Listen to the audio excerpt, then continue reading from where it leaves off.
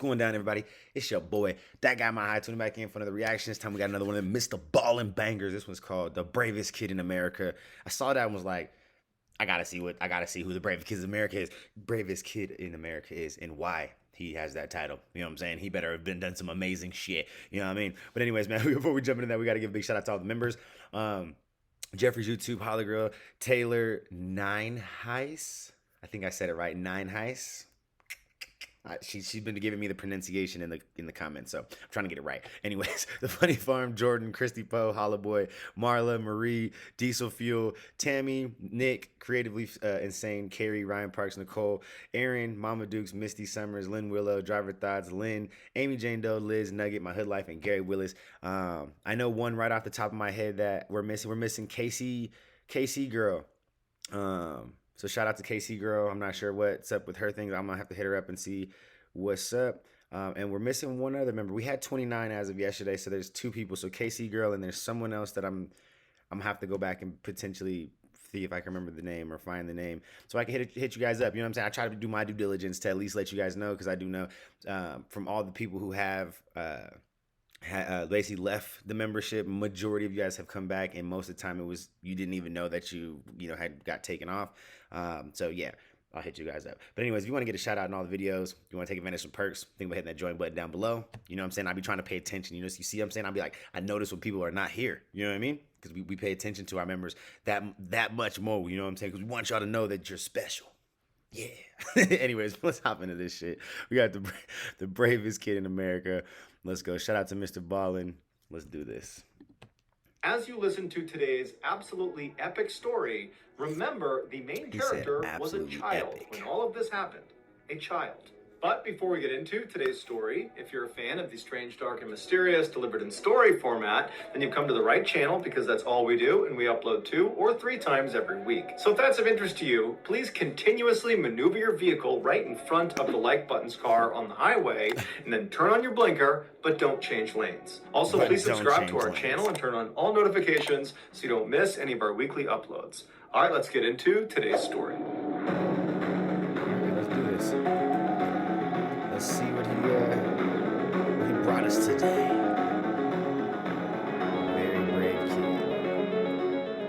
In 1937, the Japanese declared war on China and invaded their country. The United States, who was friends with China, initially did not intervene in fear of provoking Japan. But after the Japanese murdered hundreds of thousands of unarmed Chinese civilians and the Japanese attacked an American warship, the United States was forced to step in. American officials responded to the Japanese aggression by placing serious economic sanctions and trade embargoes on Japan, believing this would cripple their war. Kind of like just like how we're doing with the with Russia. Like, you know, we've had our agreements and our disagreements with Russia, but as soon as they did that fucked up shit to Ukraine, you know what I'm saying, and started doing the whole invading stuff, I mean, that was like the best thing that we could do without just going full-fledged into fighting mode with them, is throw hella sanctions. I know, there's hella other countries that actually implied sanctions on Russia as well. So that's interesting. That's kind of just been like the way we've kind of like dealt with unruly countries for a long ass time. Efforts in China, causing them to have to retreat. However, these sanctions and embargoes did not have this effect. Instead, they just angered Japan and made them even more determined to hold their ground in China. Over the next few years, the United States and Japan attempted to negotiate some sort of settlement, but neither side would make any concessions, and so neither side would budge. A few years later, on the morning of Sunday, December 7th, 1941, the Japanese launched a surprise aerial attack on the American military base in Pearl Harbor, Hawaii. After the 2-hour attack was done, over 2,400 Americans were killed, with another 1,000 wounded, and 300 airplanes and 20 ships were either destroyed or significantly crippled. The Japanese had hoped this attack would goad the United States into lifting the sanctions and embargoes they had placed on them from back in 1937. But instead, all the Japanese did was goad the United States into all-out war with them. One day after the Japanese attack on Pearl Harbor, the United States officially declared war on Japan, thus entering World War II.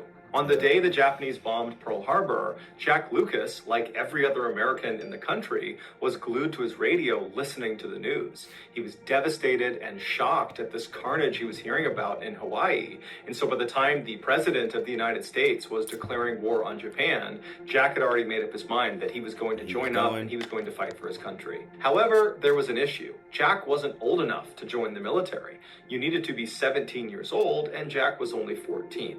But this was not going to stop Jack. So he created this fake document that said he was 17 years old, and he forged his mother's signature on it. And then, after bribing him, he got a notary to sign off on this document as well. And so Jack took his forged documentation, he gave it to the recruiter, and before long, Jack was accepted into the armed services and was on his way to Marine Corps boot camp. Bruh. The determination that kid showed to do what he needed to do and go fight for his country, like, holy shit. Like, I'm like, look, I'm just gonna put it out there. I wouldn't be, I would have been like, oh, I'm 14, dang, 3 more years. You know what I'm saying? Like, I wouldn't have went that After far. completing initial training and becoming a Marine, the Marines found out Jack's paperwork was actually faked. But instead of kicking him out of the military, they said, Jack, you can stay in, but under one condition. You can't go overseas to combat. You have to stay in the United States. You can drive a truck and help out around here, but you can't deploy and go to war until you're of age. Jack was not happy about this, but initially he did as he was told, and he did just drive a truck around and support it as best as he could. But after about 1.5 years, 2 years of this, Jack just couldn't do it anymore. That was not why he had forged this document to get into the military. He had done that so he could actually go fight in the war. And so finally, when he was just 16 years old, he abandoned his post and snuck onto the back car of a troop transport train that was going to another military base. And so when he arrived at this base, which was in California, he hopped off and then ran to the docks where there were these big warships. And he saw one of them, there was a whole bunch of troops loading onto it. And he figured, that's where I need to go. And so he snuck onto the ship and he hid down below.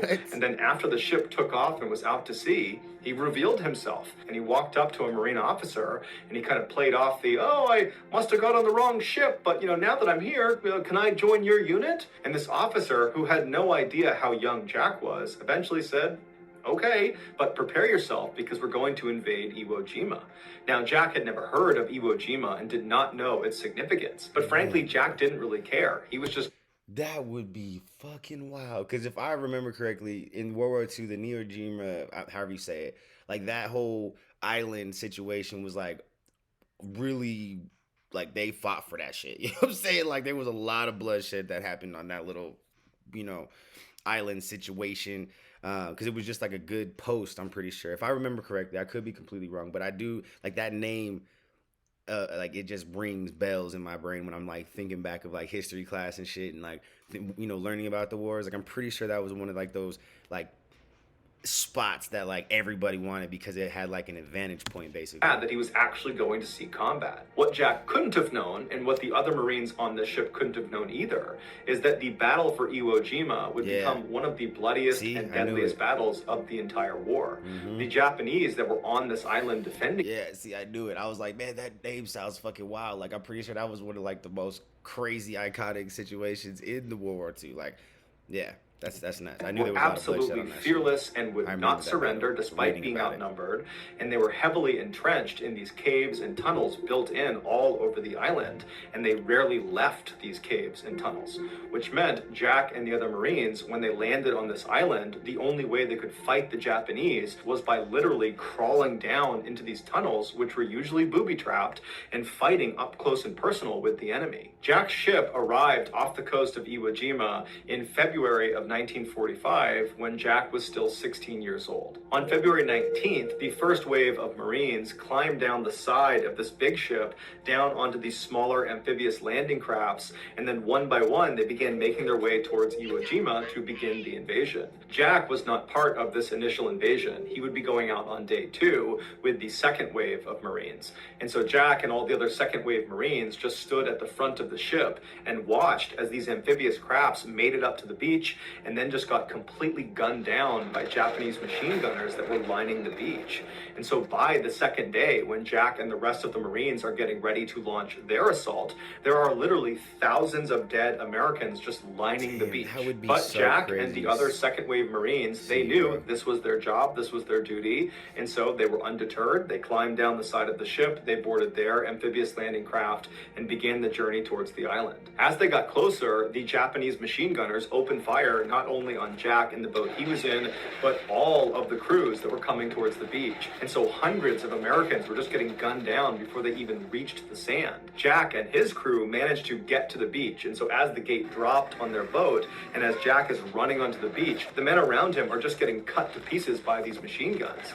Jack manages not to get shot, and he, along with three other Marines, run up the beach and they lay down in front of the sand dune that protected them from these machine gunners. Jack knew he couldn't stay there for very long because the Japanese were also firing artillery shells onto the beach, and so it would just be a matter of time before he was blown up. And so Jack and these other three Marines that had arrived at the same time, they began moving north, doing their best not to get shot or blown up, stopping behind rocks and trees and jumping behind sand dunes. And after a couple hours of doing this, the four of them reached the airfield at the northern end of the island. And when they get there, a machine gunner inside of a pillbox is like a small concrete fort that only has openings on 3 or 4 of its sides that are just big enough for a machine gun to poke through. A machine gunner inside one of these pillboxes notices Jack and the other 3 Marines, and they open fire on them. And somehow, Jack and these other 3 Marines managed to not get shot, and were able to maneuver and then fire through one of those openings and take out the machine gunner inside. And so now that this gunner is down, Jack and the others see the opportunity to run forward and take more. Bro, this shit reminds me of fucking this shit reminds me of like Call of Duty and shit. Like, how the fuck, what do you mean they just managed to just kind of just real nice and slick and smooth with it, like of this airfield. And as they're running, other Japanese soldiers in the general vicinity, they see them, they start opening up on them from other pillboxes and other locations, and it forces Jack and these Marines to just jump into the nearest trench to avoid getting shot. And so they're jumping into a Japanese trench, which is a deep hole dug in the ground to protect yourself from getting shot. And as they jump in there, they're expecting to see Japanese soldiers coming towards them, but there weren't any soldiers. But they knew they couldn't stay there for very long because eventually Japanese soldiers would come through here and then they'd get killed. And so they quickly decided their best bet was to basically get out of this trench and run towards the pillbox where they knew they had taken out the machine gunner inside, so they could actually take that pillbox for themselves. And so their plan was they would run towards it and stop inside of each of the trenches along the way to protect themselves, because they know there are other Japanese that know where they are. And then once they get to the pillbox, they can regroup and call in reinforcements. And so one of the men Jack was with said, okay, I'll go first. And so he climbs out of his trench as the Japanese are shooting at him, and he sprints about 10 or 15 feet until he gets to the next trench on the way to this pillbox.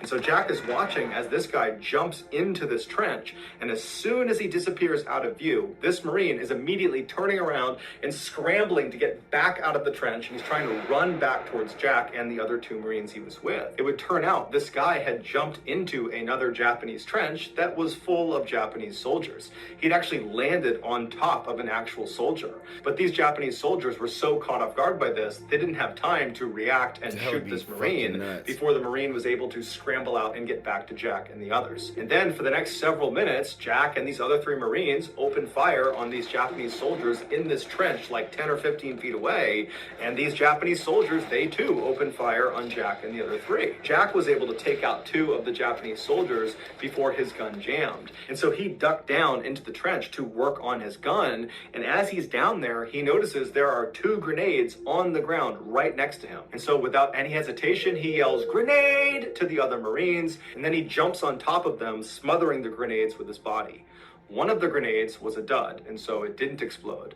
The other was not a dud, and it went off. The way a grenade works is there is a small piece of explosive that is inside of metal housing that's usually spherical, and this metal housing is the thing you actually hold on to and throw when you throw a grenade.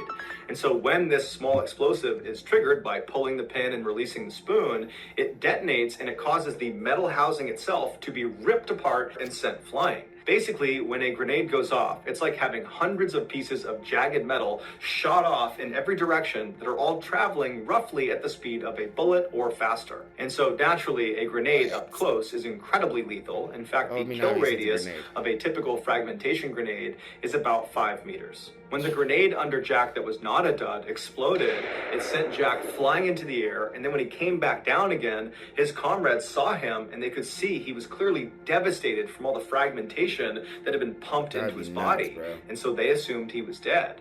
But even if they thought he was alive for some reason, there was nothing they could have done to have helped him, because they were actively being engaged by dozens of Japanese soldiers that were only about 10 or 15 feet away. And so eventually, these 3 other Marines that Jack had just saved were forced to leave Jack where he was and retreat back to the beach, and they would all live.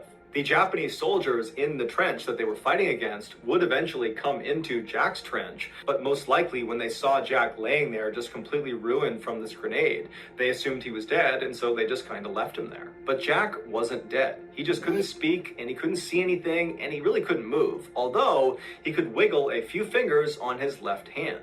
And so for hours, as he lay there in agonizing pain, in and out of consciousness, he just wiggled the fingers on his left hand, hoping an American would see him and know he was still alive.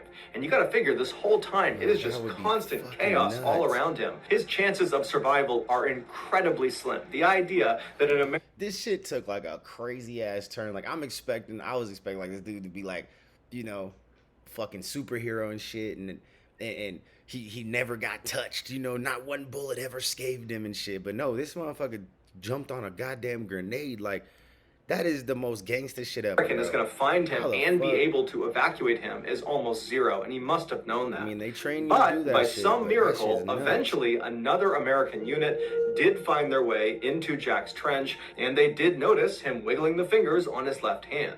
And so they were able to evacuate him from the trench down to the beach, and from there, under the cover of darkness, they were able to bring him out to a hospital boat offshore, and there he would begin the first of 26 major surgeries to remove the grenade shrapnel from his torso, his arm, and his face. Despite his grievous injuries, Jack would surprisingly make a full recovery. And 8 months after his injury, the President of the United States would award him the highest decoration for bravery, the Medal of Honor. He would be the youngest recipient of this award since the 1800s, and to this day, he is one of only a handful of miners to have won this award. Following his departure from the military, Jack would survive a near-death experience while skydiving when both of his parachutes, his main and his reserve, failed, and he just smashed into the ground, but somehow lived. He would also survive a very bad house fire, and he would survive an assassination attempt on his life by his ex-wife.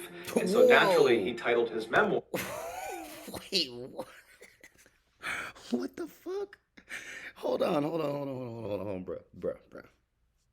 Bro does some fucking crazy heroic shit and goes to the military, becomes a Marine at 14 years old, okay? Goes to war in World War II at 16. Gets blown up by a grenade because he is brave enough to actually lay on the grenade and save three other Marines' lives. Comes out of that, falls out of a goddamn plane. You can't even say skydiving. This nigga fell out of a plane. Lived through a house fire.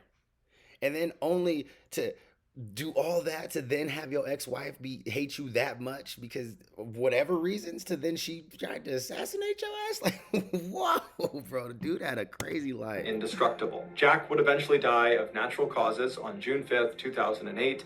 He was 80 years old. So that's going to do it, guys. If you found the secret in today's episode, let us know in the comment section what it is and where you found it. So that was one of the craziest stories. Holy shit.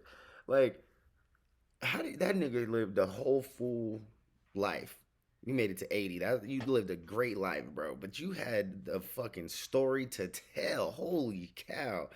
Yeah, that dude, that's definitely one of the bravest kids on the planet in history to ever live, to ever walk this motherfucker. You know what I'm saying? Shout out to Jack.